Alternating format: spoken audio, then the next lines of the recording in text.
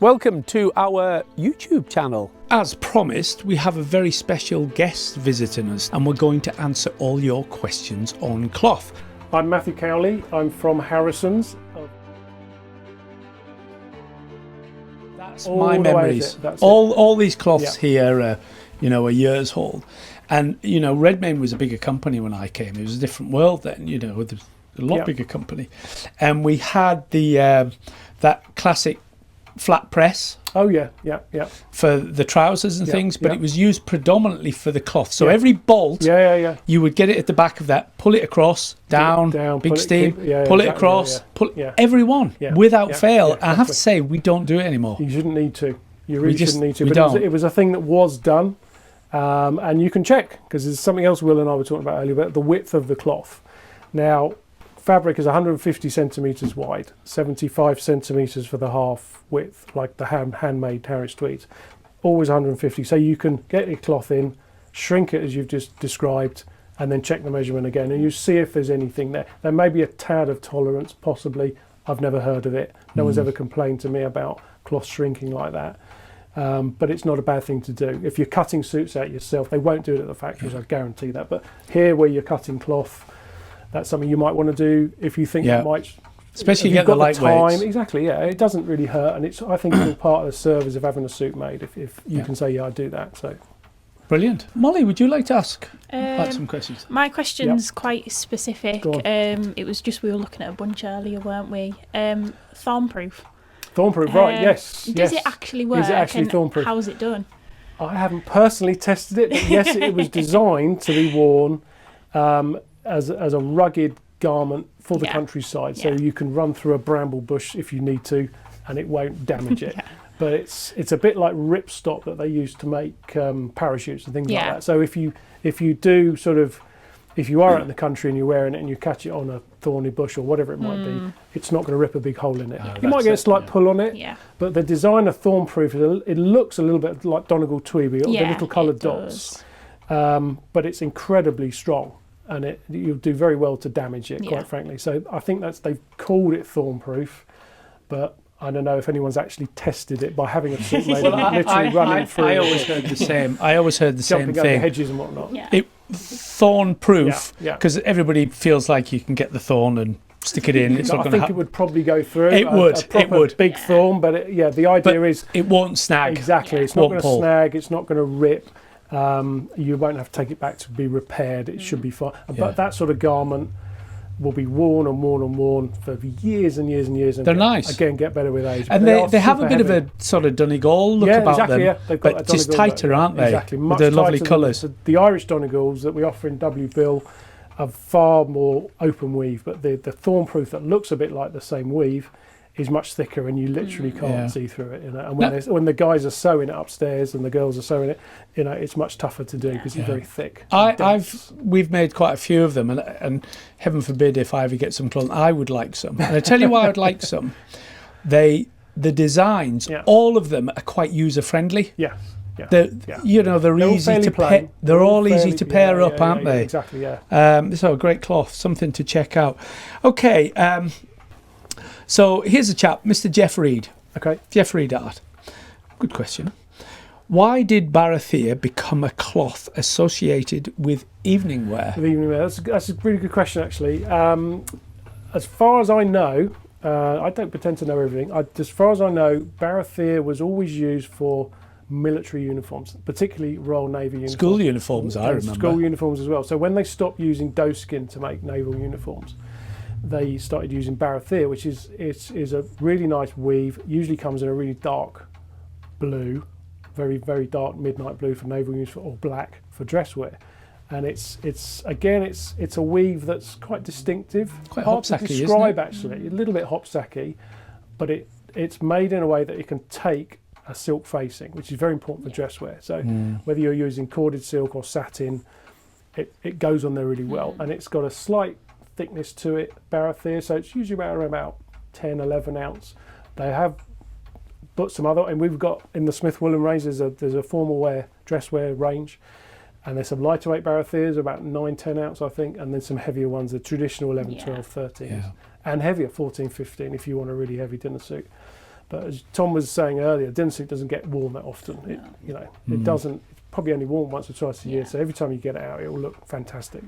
But it just seems to work really well with the silk facing and all the trimmings that you're wearing with it, rather than your traditional twill cloth that's a little bit shiny, shall we say, sometimes in a plain black. And that spoils a black suit. I think so, yeah. And the interesting thing that you've said there, which is very relevant to us, when people look at these fine black cloths or midnights, I always say to them, which you touched on, so I feel better, so we've got to hang a silk facing on that. Yes, yeah. And the silk facing is going to be heavier than the coat. And it's not good. No, it's not good for tailoring. Get a bit of weight in whatever you're doing. The good question, quite a few things came from uniforms, didn't they? Pretty much everything, yeah. I mean, if you...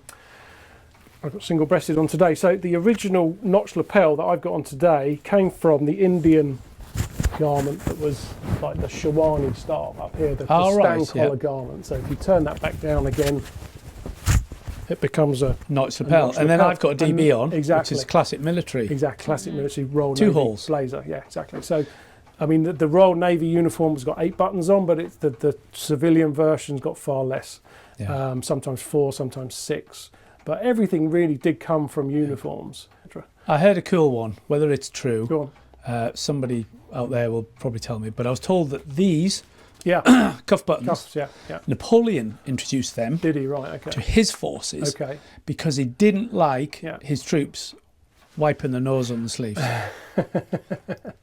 That's what I've heard. Look at it all looking at me. Actually, you mentioned buttons and the forces. There's an interesting story about when uniform trousers were made many years ago, and I think they still do now by certain tailors. You always had a button fly. And the reason for that was if you were wearing your uniform out in the field in battle, which they did used to do, if your button came off your fly, you could sew it back on again. I think soldiers were taught to sew buttons on. Yeah, of course, yeah. If you had a zip and you're out in the middle of nowhere, you can't replace the zip. That wouldn't do much for the kudos of looking aggressive to your It's an interesting point of how these things originated. So perhaps we'll come on to that cavalry twill thing we were talking about earlier, but that's the same sort of thing, that traditional button fly. This is a good point, as you said. We have a question here from, I'll pronounce this incorrectly, so do forgive me. I know this gentleman comments quite a lot. Leafaun, no ideas? I don't know, you'll know who you are. Very good question. Which fabric is as hard or harder wearing as a cavalry twill? Cavalry twill. Well, let me give you a bit of background on cavalry twill first, and then I'll answer that. So cavalry, the word cavalry comes from a soldier on horseback. That's what cavalry means. The twill is the diagonal weave you see in very fabrics. Pronounced, isn't it? But in the cavalry twill, it's very, very pronounced. I've got whipcord on today, which is similar, but not as pronounced. So the cavalry twill, the original riding breeches cloth, about 32 ounce in weight, very, very nice. heavy, about 900 odd grams a square metre. So ultra heavy, perfect for wearing on horses. There's not much more durable than that, quite frankly, to be honest. I can't think of any other than a heavy duty tweed, like an estate tweed, or the thornproof we were talking about earlier, where you could wear. But cavalry twill is really a trouser cloth only. I don't think you'd have a suit made out of it, quite frankly, although some may have done in the past. Yeah, I think I had a guy. Somebody may have done. I think I had a guy not long ago, within the last 10 years, and I think he made like a blazer with patch pockets, and it'd be a tough garment. You can get cavalry twill in other colours. It used to be always that traditional sort of beige colour. But you can get it now in navy and grey. It's not quite as heavy as the original stuff, but who really wants it that heavy anymore? Probably very few people. So again, in the W Bill range, we have whipcords and cavalry twill is a trouser bunch basically, and it starts fairly heavy, medium, 14, 15 ounce, and goes heavier. And you can make traditional cavalry twill trousers to wear with your tweed jacket. And quite often you might have a raised side seam or frog mouth pockets, front entry pockets, maybe even the button fly that I talked about earlier. They were worn by ex-army officers that are retired, because that's what they were used to, that sort of fitting. They are a smart trouser, though. I don't want to be narrow bottoms, cavalry cut trouser, very, very slanted on the shoe, very smart. Yeah, don't need they are. pressing much. They are really nice. Okay, so here's an interesting one from Henry. Cookburn. I love the look of really heavyweight fabrics, but struggle to find it outside the vintage. Right. Am I looking in the wrong places? I mean, I suppose we don't really know what he means, really heavyweight. I mean, I would say, if you're talking suitings, would be the old, what was the old name for it? It was one of your cloths. The old Universal. Universal. So Peterson and Becker was the old name. That's right, yeah. That's sort of like a 16, 17 ounce suiting bunch. I think there's also 22. There are a few at the back, 22 ounce, plain navy, plain charcoal, and a black, I think. Having said that, you have to remember that when we make cloth these days, we have to hold an awful lot of cloth in stock. Yeah. So if we put you a have to sell collection it together, at some point. Minimum of 120 metres sitting on the shelf. So it'd be lovely to have all these heavyweight fabrics, but unfortunately not many people are going to buy them. So we touch on a little bit with Universal, and we're one of the few woolen merchants to hold a heavyweight. I can't think of any other. There really isn't. Not that weight. It kind of stops at 13 and even lower in some cases. Yeah. So we keep that bunch. It's a good seller. There's also traditional dress wear in that bunch. So that the old heavy morning coat cloths, the cashmere striped trousers, and lots of suiting choice, but they're all very, very classic. Blues and greys and a few blacks. I have a dear brother-in-law, right, who may be watching this, and he's very good fun. We had a drink with him the other week, right? And he's a big lad, and he's a big lad. You know, he's a big lad, full stop. And he wears a three-piece suit, and but he's a killer with the forks. Right. Just his whole build. And we've got him in braces, which helps because it keeps the trousers up. But I just said to him, I've got a cloth for you, and that's all you're getting. That's it, really. And we stuck him in it, and honest to God, a three-piece suit with extra trousers on a hanger in that. Broke like the hanger. It is such a weight.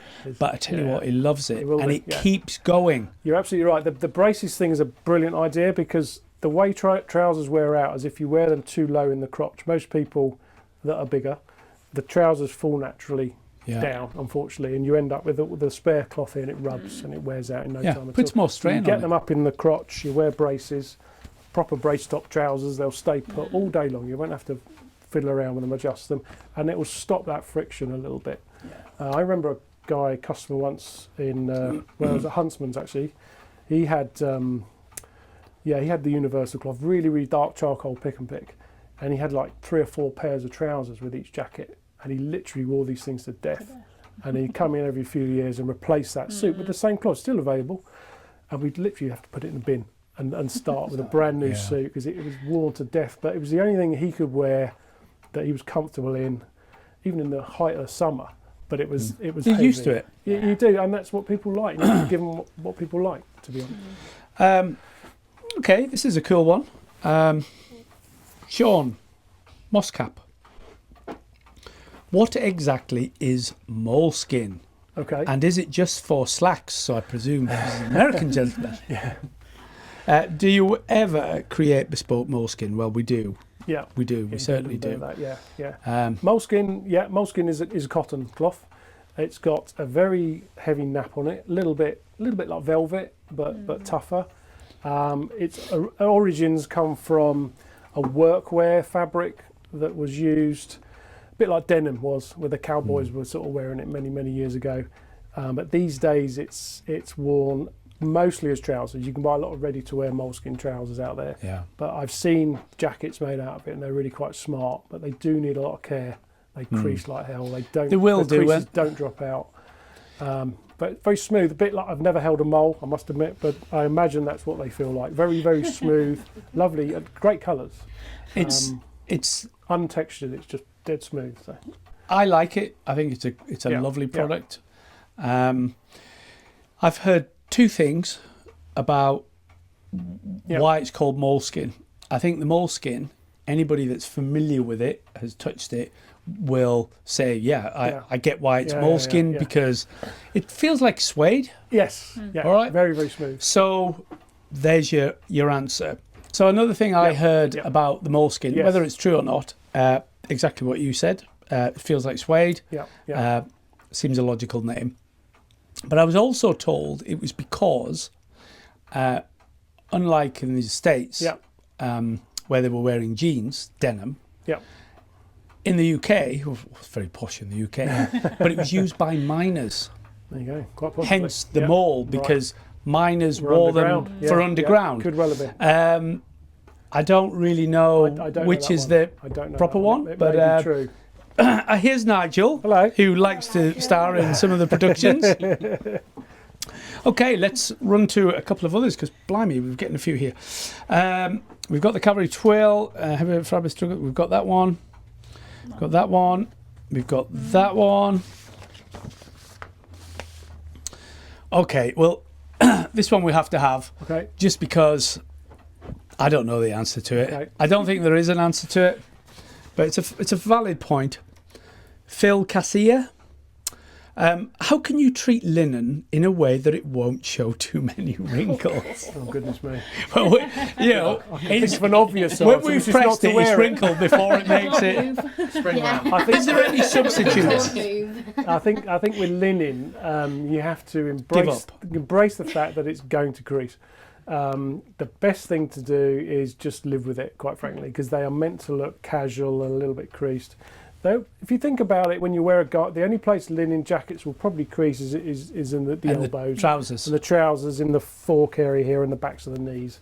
But if you're just wearing a linen jacket, you might get creasing in the sleeves, which you're just going to have to live with it, quite frankly. Because that's the sincerity of the cloth. But the rest of the garment here and the back, unless you sit in a chair and it's folded, it shouldn't crease at all, other than just the obvious places where you're bending, your limbs and whatnot. But just wear it. Just don't worry about few wrinkles. It is what it is, I'm afraid. I always remember, going back in the years when I used to cut for the king. The paper always used to have a go at him because he used to like wearing linen suits. And, of course, to the world's eye, he would turn up in this double-breasted suit, covered in everything. What's the matter with the Prince of Wales? But, I mean, good luck to him. Good luck to him. Okay, I think that's that one. Okay. I had another direct message from a chap here. Okay, so this is... thanks for this, Gary. Gary, like, how easy is that? Okay, Gary Owen. Very valid question. What is the best... Oh, Redmayne's calling. Gary.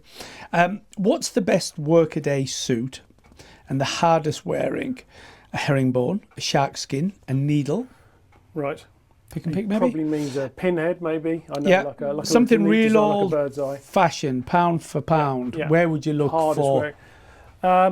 Well, again, it comes down to weight of cloth, depending on where this gentleman might be. But starting at the top end of weight, we've got the universal bunch, which is a 15, 16 ounce worsted, no frills, super 80s, super 90s, I think it is. A great suit will last you forever. Great, good cloth. You can go down a couple of ounces or so to something like Botany in the Smith Woolen range, 13 ounce, fabulous cloth, not quite so heavy to wear. If this gentleman's looking for a suit to literally wear one suit all the time, that doesn't really exist. I mean, you can have one suit, that's fine, but if you're going to wear it on a constant basis, it's going to wear out and look tired in no time. So either invest in 2 or 3 if you can, or 2 pairs of trousers like we talked about earlier, or go for the heaviest one you possibly can wear, because that way, if you're only wearing it every now and again, it's still going to look good when you put it on. But you're going to have to go to the heavyweight universal cloth, unless you want tweed, in which case you can go even heavier and it's more durable. Different stuff. Different. Just a very quick one. Sure. I mean, I think so we all know the Super 180s and all this kind of stuff. It's not that would not fall into this category, right? But here's a very simple question. For durability, in the sense of longevity, okay, not whether it creases more or creases less. 14 ounce spring ram, high twist thing, versus 14 ounce classic worsted 110, Super 100. What sort of mileage? Never mind the creases. I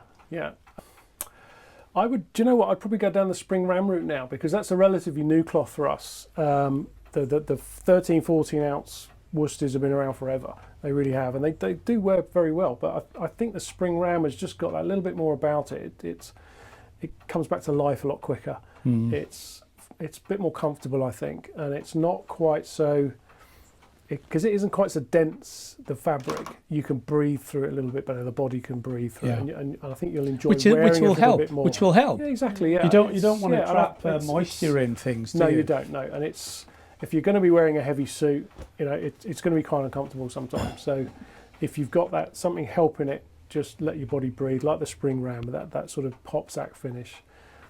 It's going to be far more comfortable, I think, for you to wear. And that's obviously not just coming purely from a Harrison's point of view. No, it's that high cloth, twist thing. Yeah, exactly.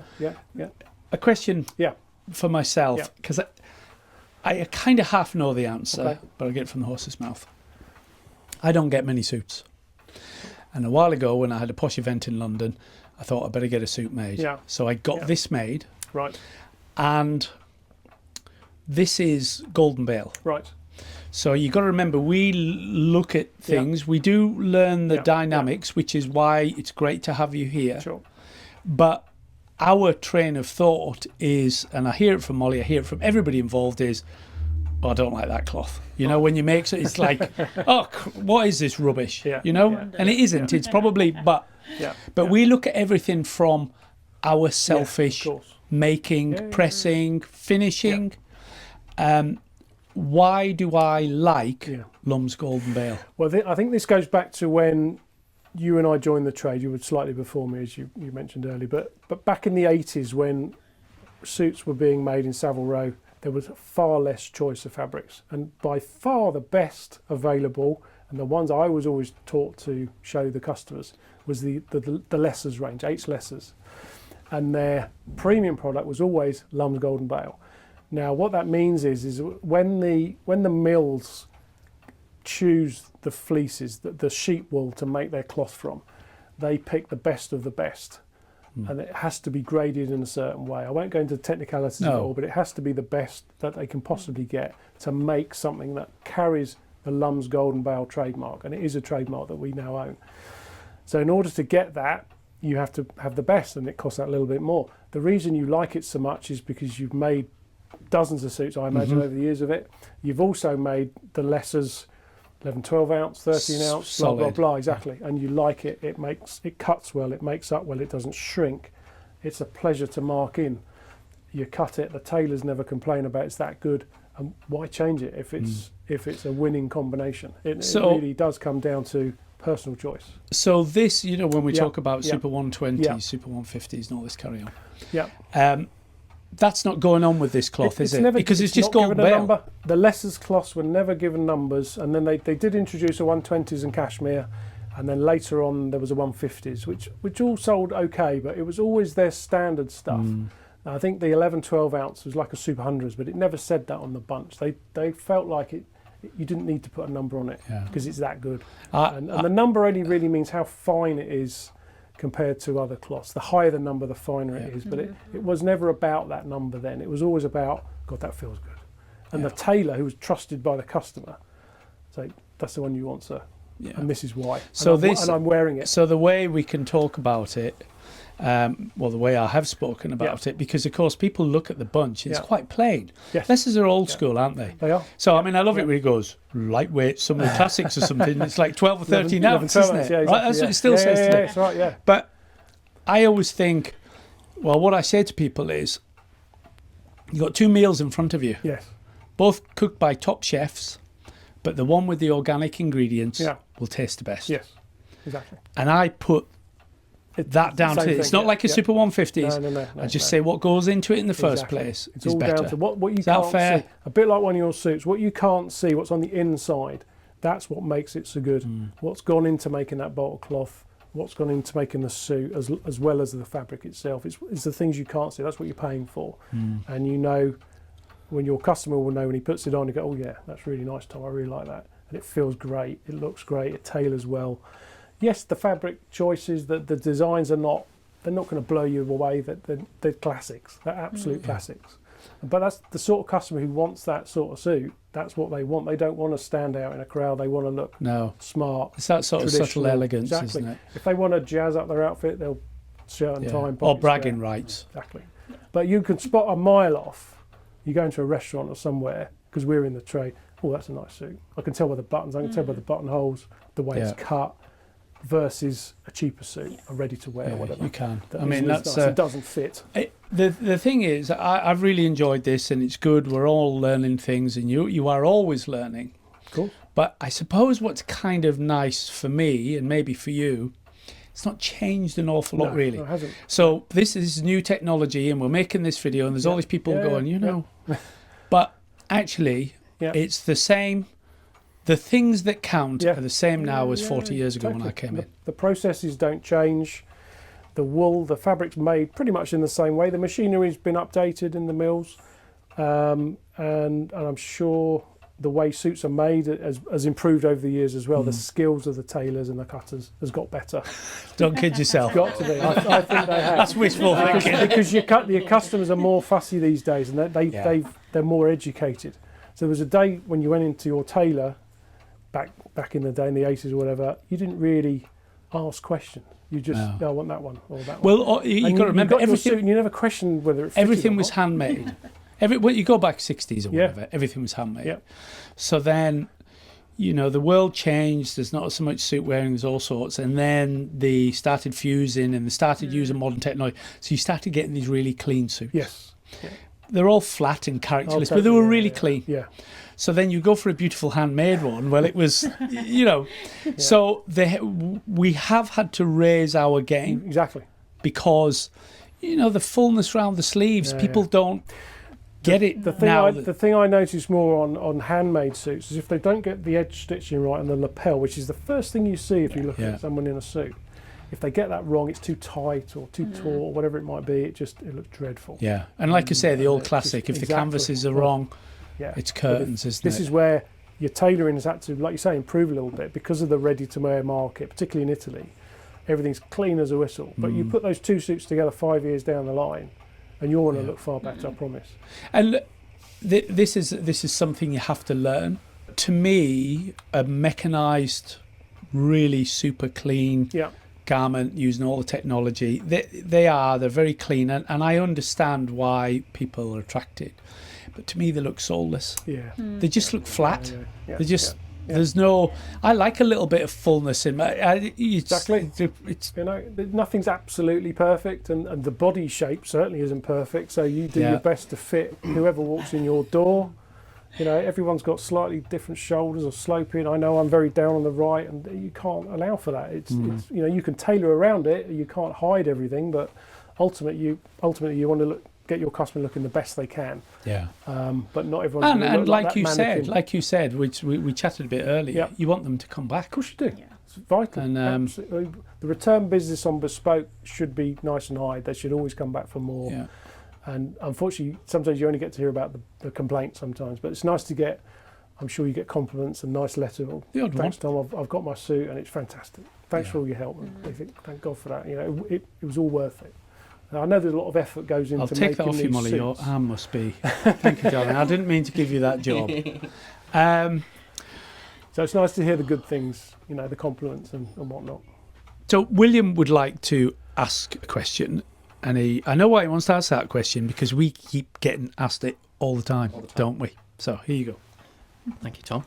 So, of course, the scourge of our trade is moths and damage from, do you have any tips? Well, I've seen problems like that before.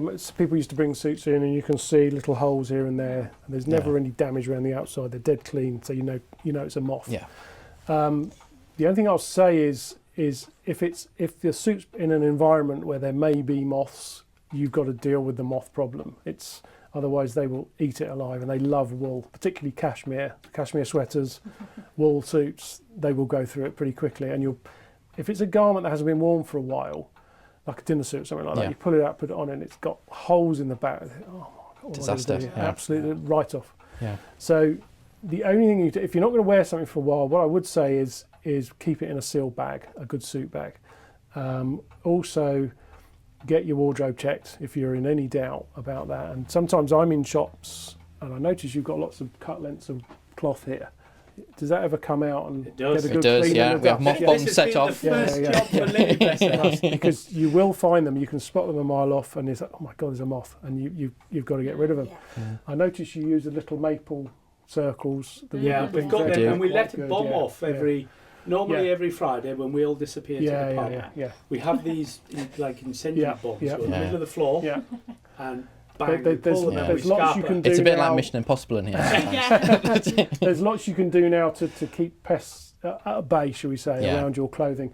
But I would say is obviously keep your wardrobe clean, move stuff about. If it's not going to be moving for a while, like a garment, like an overcoat perhaps in the summer, get it bagged up, and that should stop it.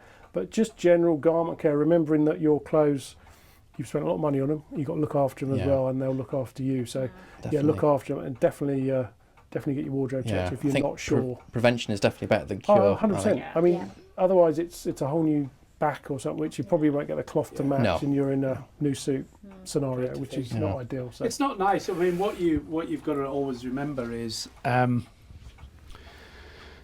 we like our clients for lots of reasons, and one is they're good paying clients.